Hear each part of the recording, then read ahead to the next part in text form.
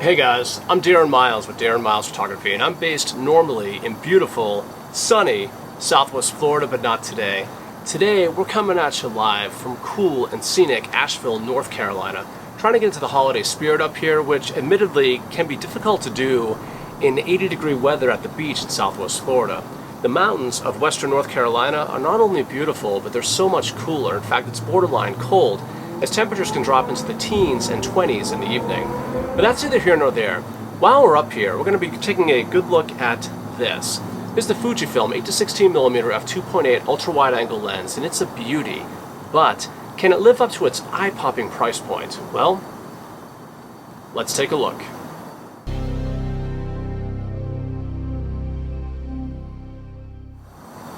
Now, before we get started, I want to tell you about my online real estate photography course.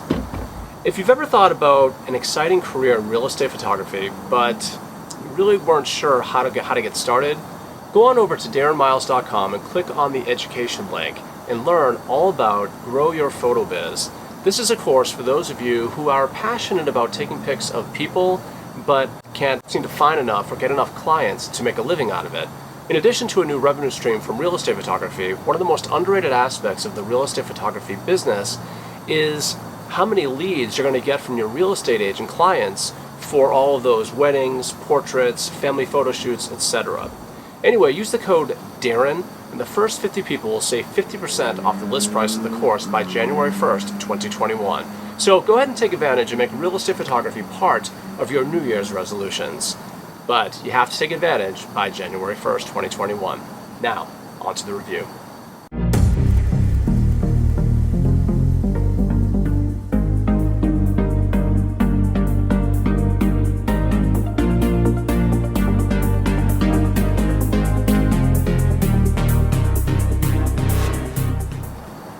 So first up is the build, and frankly, like nearly all Fuji lenses that I've used and tested, the 8-16 retains that hardy build standard that Fuji has set for their entire line of lenses.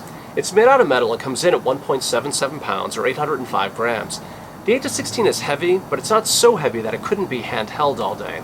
But if you're like me, or if you shoot real estate with it, then the 8-16 will be attached to an XT3 or an XT4 or an XH1 and mounted to a tripod.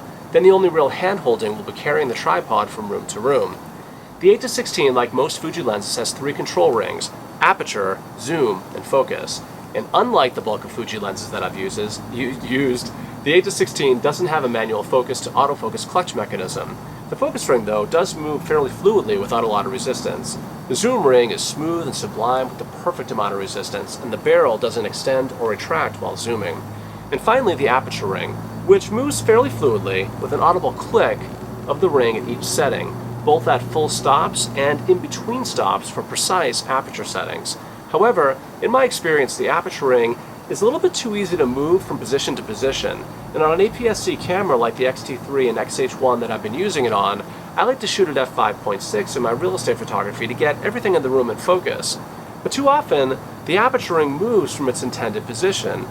It's not really a huge deal, but it's just an annoyance. I wish the aperture ring had some kind of locking mechanism to keep it set in one position. One of the other obvious downsides to a lens like this is that massive front element prevents the use of regular screw-on filters. There are options out there, but they're a bit on the expensive and bulky side. On the inside, it's a complicated formula of 20 elements arranged in 13 groups.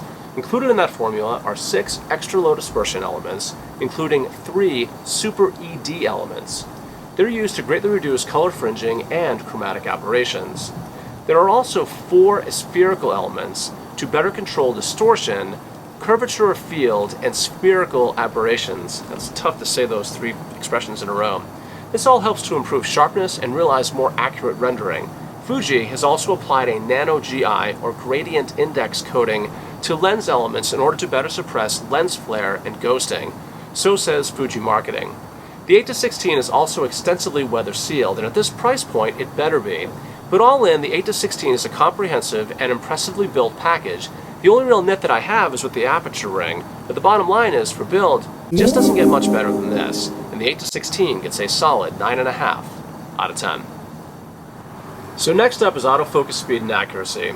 Outfitted with Fuji's linear motor autofocus system, AF is fast and stunningly accurate. I bring this up with every wide-angle lens review because fast autofocus in a wide-angle lens is generally a bonus and a nice to have, because slower autofocus isn't usually going to be a deal breaker if, say, you shoot real estate or landscape. And that's because our subjects are generally static and not moving around all that much nor all that fast. That said, I am pleased to say that the 8-16's AF is completely silent, ultra fast, and laser accurate. Then again, at f5.6 there's also a wide depth of field, and the lens elements need not move all that much to capture accurate focus. But let me just demo this really quickly here. The beep is on, and we're going to focus on something very close. And by the way, the minimum focus distance is just under 10 inches, which is close, but certainly not macro. But here goes, something close.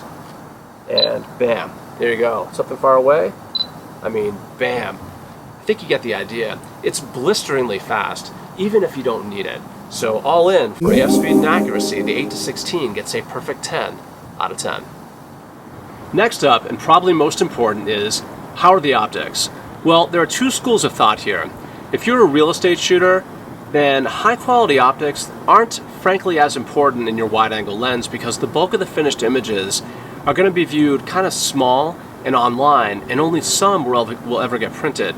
The other side of that argument is, if you focus on the high end of the real estate industry, and you have agents who like to spend lavishly on printed materials like brochures and pamphlets, then image quality becomes a much bigger deal. Now, in my business in Southwest Florida, there is definitely a high end, and I've been fortunate to cater to it for a number of years now. And in my business, optics really matter. And I'm pleased to say that the 8-16 has been a stunner. Distortion is very well controlled for such a wide-angle lens. Chromatic aberrations are virtually non-existent. Flare is a little bit of an issue, but it's not that unusual for a wide-angle lens. And vignetting is barely detectable. But most importantly, my images are sharp, crispy, and contrasty from edge to edge. Again, I'm almost always shooting at f5.6, but I do shoot quite a bit of video, and often I'm shooting wide open and it's still sharp. Now granted, most lens aberrations are corrected in camera on Fuji cameras, but my results have been simply outstanding. However, as with all my reviews, don't take my word for it, see for yourself. The next 1 to 2 minutes will be a series of still images and video clips taken with the Fuji 8-16mm. And I think you'll agree, the 8-16 is an impressive hunk of metal and glass.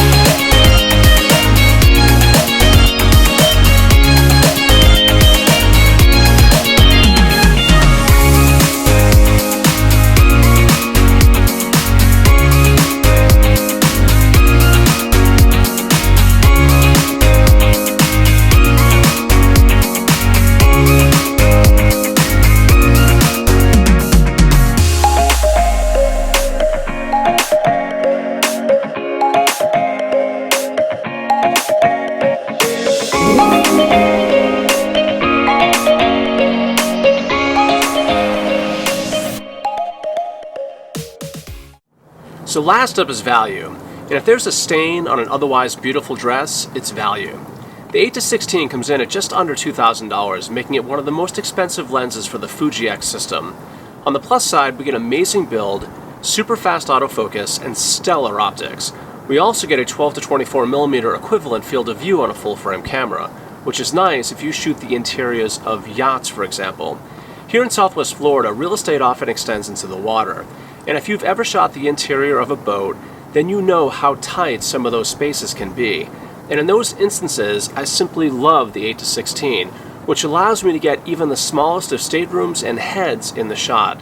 It's amazing and versatile, and the results are simply sublime.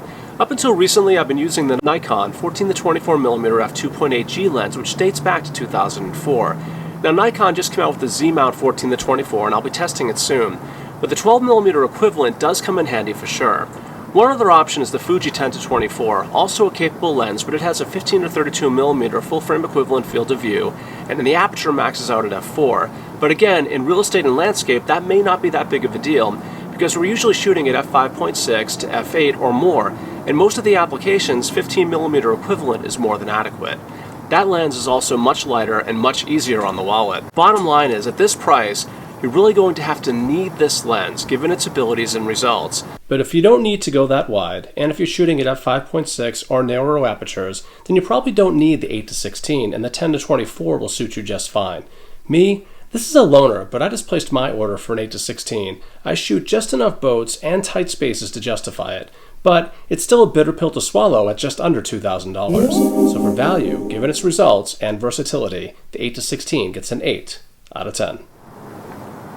To wrap up this review, we gave the Fujifilm 8-16mm f2.8 lens a 47.5 out of 50 and our highly recommended rating. The final word: if you're a professional real estate photographer who dabbles in boat or yacht photography and you really need to get ultra wide, think 12mm full frame equivalent, then I think there's a case to be made for the Fujifilm 8-16mm. Stunning optics, fast autofocus, well-controlled distortion, etc. Wide-angle lenses simply don't get much better than this. But if you don't need to get that wide, then there are plenty of other low-cost options and capable options for Fuji, specifically the 10-24. Just slightly more than 1/3 the price, and you only sacrifice 3mm equivalent on the wide end, and again it's f4 versus 2.8. It all comes down to what you value and what you need. For me, I need the 12mm equivalent just often enough to justify getting this lens. I'm Darren Miles with Darren Miles Photography, and I'm based normally in beautiful sunny Southwest Florida, but I'm really cold right now. If you like videos like this, go ahead and give me a like, or better yet, subscribe. And until the next time, happy shooting.